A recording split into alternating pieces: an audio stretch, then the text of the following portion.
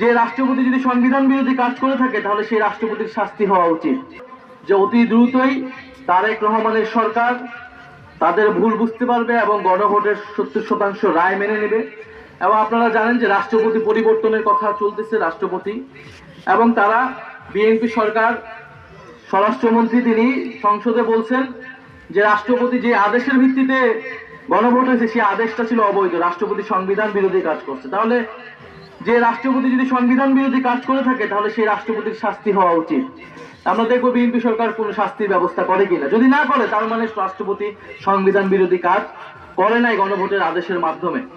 ফলে দ্বিচারিতা করে যাচ্ছে, তারা তাদের পক্ষে যখন যেটা মনে হয় সেই যুক্তিগুলোই দিচ্ছে। ফলে আমরা আহ্বান জানাবো সরকারকে যাতে দ্রুত গণভোটের রায় বাস্তবায়ন করে এবং আমাদের সীমান্তের সুরক্ষা, আমাদের কর্মসংস্থান নিশ্চিত, বিদ্যুতের দাবি নিশ্চিত এবং দ্রব্যমূল্যের দাম লাগাম টানে এবং খালিয়াজুরি সহ পুরা এই হাওর অঞ্চলের জন্য যাতে বিশেষ বরাদ্দ, বিশেষ উন্নয়ন পরিকল্পনা নেয়।